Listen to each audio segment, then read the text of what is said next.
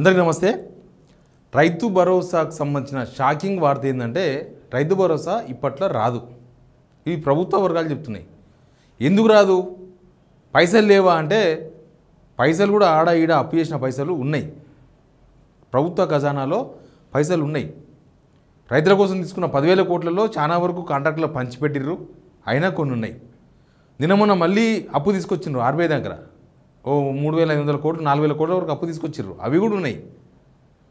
తర్వాత ఇన్కమ్ వస్తూనే ఉంది. ప్రభుత్వానికి రెగ్యులర్గా వచ్చే ఇన్కమ్ వస్తుంది. అయినా సరే రైతు భరోసా ఇప్పట్లో రాదు.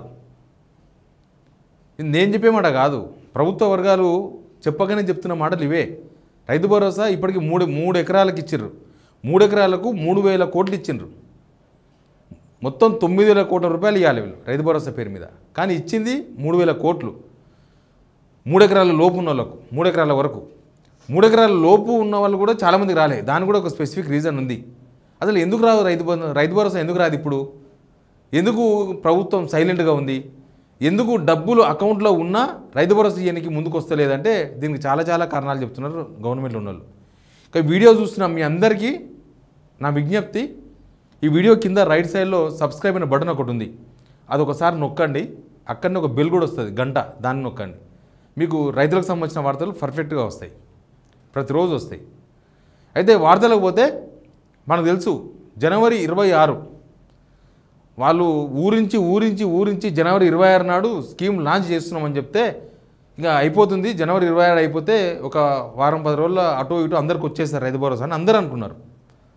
అందరూ వాళ్ళు చెప్పిన విధానం బట్టి ఒక్కొక్క మంత్రి బయటకు వచ్చి జనవరి 26 నాడు అని ఉబ్బగొడుతుంటే అందరినీ జనవరి 26 వచ్చేస్తాయి అనుకున్నాం. సీఎం రేవంత్ రెడ్డి కూడా టకా వాడే పడతాయంటే ఇంకా బహుశా సెట్ అయినట్టున్నారు వీళ్ళు. కొంచెం రైతుల విషయంలో కొంచెం మారినట్టున్నారు. ఇంతకుముందు రుణమాఫీ విషయంలో చేసిన మోసం చేయరేమో, రైతు భరోసా విషయంలో కొంచెం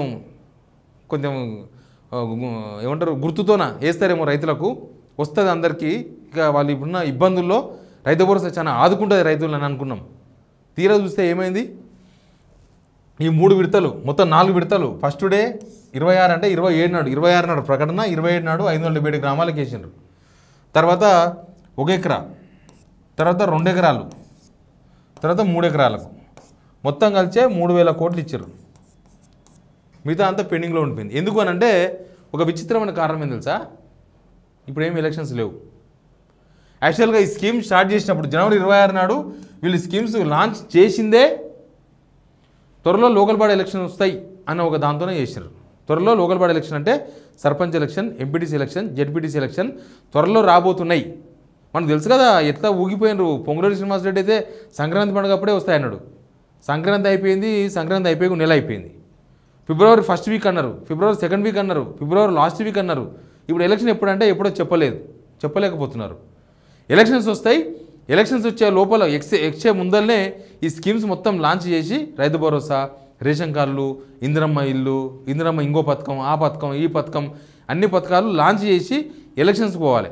ఎలక్షన్స్కి పోయి ఇక నడుస్తూ ఉంటాయి. స్కీమ్స్ వస్తాయి, ఇవ్వాలి, రేపు అని ఊరిస్తూ ఉండాలి, ఎలక్షన్ పని చేసుకోవాలని వీళ్ళ ప్లాన్ ఉండే. ఇప్పుడు ఎలక్షన్స్ లేవు. ఎప్పుడు వస్తాయి? సర్పంచ్ ఎలక్షన్ ఎప్పుడు వస్తుంది, జెడ్పీటీసీ ఎలక్షన్, ఎంపీటీసీ ఎప్పుడు వస్తుంది ఎవరికి తెలియదు. ఎందుకంటే చాలా పిడములు పడేది దానికి. ఇప్పుడు బీసీలకు 42% రిజర్వేషన్ పడ్డ తేలదు. వాళ్ళకు ఆల్రెడీ మళ్ళీ కులగన్న స్టార్ట్ చేసిండ్రు. ఆడికి అయిపోదు. ఎప్పుడో మళ్ళీ నెక్స్ట్ మంత్ ఎప్పుడో అసెంబ్లీ పెడతారంట, మళ్ళీ అసెంబ్లీ తీర్మానం చేస్తారు. ఆడికి కూడా కాదు, మళ్ళీ సుప్రీంకోర్టు రకరకాల కిరికిరులు. ఇది అయ్యే పని కాదు.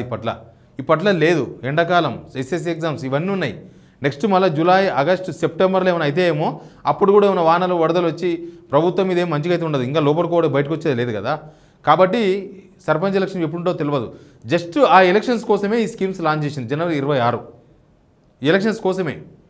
ఈ ఎలక్షన్స్ లేవనేసరికి మొత్తం డిలే అయిపోయింది. లేకపోతే డబ్బులు పెట్టుకుని ఎందుకు ఇయ్యారు? అకౌంట్లో డబ్బులు ఉన్నాయి గవర్నమెంట్ అకౌంట్లో. అక్కడి నుంచి వచ్చినాయి, ఇక్కడి నుంచి వచ్చినాయి, అప్పులు తెచ్చినాయి. ఆ డబ్బులని ఇప్పుడు జమ అయినాయంట ఆల్రెడీ. గవర్నమెంట్ తలుచుకుంటే ఒక్క నిమిషం పని కాదు. బ్యాంకు ఖాతాలో ఉన్నాయి. బ్యాంకులోకి చెప్పేస్తే అందరికి వచ్చేస్తాయి. 3 ఎకరాలకు వస్తాయి, 4 ఎకరాలకు వస్తాయి, 5 ఎకరాలకు వస్తాయి. వాళ్ళు 100 ఎకరాలు కూడా ఇస్తారు కాబట్టి వాళ్ళకు కూడా వస్తాయి పైసలు. ఆర్బీఐ రూల్స్ కూడా ఉన్నాయి. రోజు 2,000 కోట్ల వరకు వంచవచ్చు. ఇప్పుడు వాళ్ళు వంచాల్సిందంతా ఇంకా 6,000 కోట్లు. 3 రోజుల్లో రైతు భరోసా మొత్తం ఇవ్వచ్చు. 3 డేస్లో అందరికీ రైతు భరోసా ఇవ్వచ్చు. కానీ తలుచుకుంటలేరు. ఎందుకు తలుచుకుంటలేరు అంటే ఎలక్షన్స్ లేవు. ఇప్పుడు ఇస్తే మళ్ళీ ఎలక్షన్స్ ఎప్పుడో వస్తాయి, అప్పటి వరకు మళ్ళీ మర్చిపోతారేమో. ఇప్పుడు ఇస్తే మళ్ళీ ఏముంటుంది, ఇంకా ఉత్తగెందుకు ఇవ్వాలి, ఎలక్షన్స్ లేవు ఏం లేవు. ఇప్పుడు ఎలక్షన్స్ ముందలు ఇస్తేనే ఎలక్షన్స్లో ఓట్లు పడతాయి అనేది గట్టి నమ్ముతురు వీళ్ళు. అట్లా నమ్మి ఎలక్షన్స్ పోస్ట్పోన్ కాగానే రైతు భరోసాను కూడా పోస్ట్పోన్ చేసుకుంటూ వస్తున్నారు. 26 తారీఖు నెల అయింది. ఈ నెలలో వీళ్ళు ఇచ్చింది 30 పావు భాగం, ఇంకా 3 భాగాలు ఇవ్వాలి. ఆ ఇచ్చిన ఆ ఒక భాగం 3,000 కోట్ల రూపాయలు లేకపోతే 3 ఎకరాల వరకే. ఇంకా చాలామంది రానోళ్ళు ఉన్నారు, చాలామందికి ఇవ్వలే. ఇంకా చాలామంది ఎదురు చూస్తున్నారు, నాకు 30 గుంటలే ఉంది, నాకు 40 గుంటలే ఉంది, నాకు 20 గుంటలే ఉంది, నాకు 2 ఎకరాలే ఉంది, నాకు రాలేదు, ఎందుకు ఏం కథ అని. ప్రభుత్వం దగ్గర అసలు ఏం సిస్టమ్ లేదు. ఏంటంటే అంతకుముందు గవర్నమెంటు పెట్టిన సిస్టమ్ ఒకటి ఉంది, అది నడుస్తూ ఉంది, ఆ పద్ధతి నడుస్తుంది అంతే. వీళ్ళు ఏం చేస్తలేరు, కొత్తగా వీళ్ళు చేసేది ఏం లేదు. ఆ సిస్టమ్ అట్లా కొనసాగినా ఏం కాదు, కానీ అది కూడా నడవకుండా అడ్డంపడతారు. ఏమైందంటే ఇప్పుడు మొత్తం బ్లాక్ లిస్ట్ పెట్టింది, చెప్పినా కదా, 8,500 సర్వే నెంబర్స్ బ్లాక్ లిస్ట్ ఉన్నాయి. 8,500 సర్వే నెంబర్స్ బ్లాక్ లిస్ట్ ఉన్నాయి. ఎందుకు బ్లాక్ లిస్ట్ ఉండవో గవర్నమెంట్ దగ్గర కూడా ఆన్సర్ లేదు. ఎందుకు రోజు పంటలు పండించే వాళ్ళ భూములు ఎందుకు బ్లాక్ లిస్ట్లో పెట్టినారో చెప్పారు. ఎందుకు బ్లాక్ లిస్ట్లో పెట్టారంటే వీళ్ళు మనం మాట్లాడితే వాళ్ళు మాట్లాడుతున్నది ఒక సర్వే నెంబర్లో ఒక 100 ఎకరాల పొలం ఉందనుకో. ఈ 100 ఎకరాల పొలంలో 100 ఎకరాలు మొత్తం ఒక సర్వే నెంబర్లో, ఏదో ఒక సర్వే నెంబర్, ఒక 250 అనే ఒక సర్వే నెంబర్లో 100 ఎకరాల పొలం ఉందనుకో. దీనిలో ఎక్కడనో ఒక 5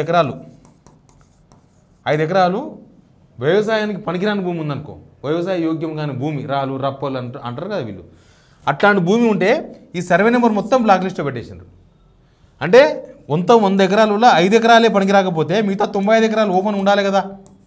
ఈ 95 ఎకరాలు కూడా బ్లాక్ లిస్ట్లో పెట్టేసిండ్రు.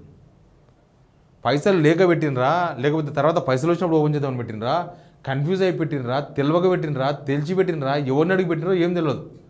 కానీ 95 ఎకరాలు కూడా బ్లాక్ లిస్ట్ పంపించేసారు. అట్లా మొత్తం ఎన్ని సర్వే నెంబర్లు, 8,500 సర్వే నెంబర్లు ఉన్నాయట ఇప్పటికీ. ఇక వీళ్ళు యాక్చువల్గా లక్షల ఎకరాలు 26,000 కోట్లు చెప్పారు కదా అప్పట్లో, అదంతా అబద్ధమే. జస్ట్ రైతులను తప్పుదో పడడానికి చెప్పారు. ఏంది మొత్తం వీళ్ళు లెక్కలు చేస్తే 2.5 లక్షల ఎకరాలు మాత్రమే ఈ రాళ్ళు రప్పలు లాంటివో లేకపోతే వ్యవసాయ యోగ్యంగా భూమి ఉందంట.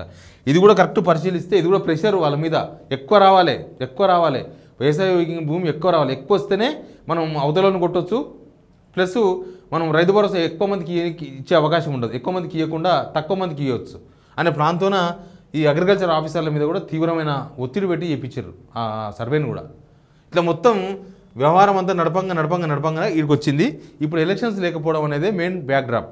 ఎలక్షన్స్ ఉంటే ఉరుకులాడుకుంటూ వచ్చేది రైతు భరోసా. ఇప్పటికే ఎలక్షన్స్ లేకపోయేసరికి డిలే అయిపోయింది. అందుకే ఎవరు పట్టించుకుంటారు. అగ్రికల్చర్ మినిస్టర్ పట్టించుకోడు, ఫైనాన్స్ మినిస్టర్ బట్టి విక్రమార్క పట్టించుకోడు, ముఖ్యమంత్రి రేవంత్ రెడ్డి పట్టించుకోడు, ఎప్పుడు అన్నిటికీ నేనే ముందున్నా అని చెప్పి పొంగులేటి శ్రీనివాసరెడ్డి పట్టించుకోడు. మొత్తానికి రైతు భరోసా ఎలక్షన్స్ అప్పుడే అని మాత్రం వాళ్ళు చెప్పకనే చెప్తున్నారు. ఎలక్షన్స్ ఎప్పుడు వస్తుందో తెలియదు, అప్పటిదాకా రైతు భరోసా నడుస్తూనే ఉంటుంది. ఇంకా కొంతమందికి అయితే ఎకర పొలం ఉంటే ఎకరంటే 40 గుంటలు, వాళ్ళకు 10 గుంటలకో 20 గుంటలకో పడ్డది, మిగతా 20 గుంటలు వల్లే. ఓ 2 ఎకరాలు ఉంటే ఒక 30 గుంటలకు పడుతుంది, మిగతా పొలానికి వల్లే.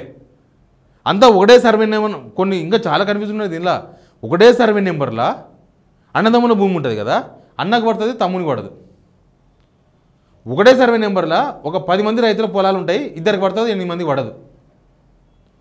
వాళ్ళకి ఎందుకు పడదో తెలియదు, వీళ్ళకి ఎందుకు పడలేదో తెలియదు. అగ్రికల్చర్ ఆఫీసర్కు సంబంధం లేదు, ఆయన సమాచారం లేదంటాడు, బ్యాంకుకు పోతే మాకేం తెలియదు అంటారు. రైతు ఏడుకోవాలి, పొలం పనులు చేసుకోవాలన్నా అప్పు చేసుకొచ్చి ఏదో ఒకటి చేసి, లేకపోతే ఈ ఆఫీసర్ల పోటీ, పొలిటికల్ లీడర్ల పోటీ, కాంగ్రెస్ లీడర్ల ఇంటి పోటీ తిరగాలన్నా. ఇట్లా మొత్తం కూడా రైతు భరోసా అనేది సింగిల్ కట్గా కొడితే ఒక బ్యాంక్ అయినా ఇటు ఒక మాట అంటే వెళ్ళిపోతుంది. అంత దాన్ని పెద్ద బ్రహ్మ పదార్థం చేసి ఎప్పుడు అసలు రైతు భరోసా ఇయ్యనట్టు, అసలు రైతులకు ఎవరు డబ్బులు ఇయ్యనట్టు, వీలే ఇస్తున్నట్టు, వీలే కొత్త సాఫ్ట్వేర్ కనిపెట్టినట్టు మొత్తం గ్యామ్లింగ్ చేసి రైతులతో కూడా గ్యామ్లింగ్ ఆడుతున్నారు. రైతులతో గ్యామ్లింగ్ ఇది. నువ్వు గ్యామ్లింగ్ ఆడాలి కానీ రైతులతో కూడా గ్యామ్లింగ్ ఆడితే వాళ్ళేం చేస్తారు పాపం, పంట పండించుకునే రైతులు.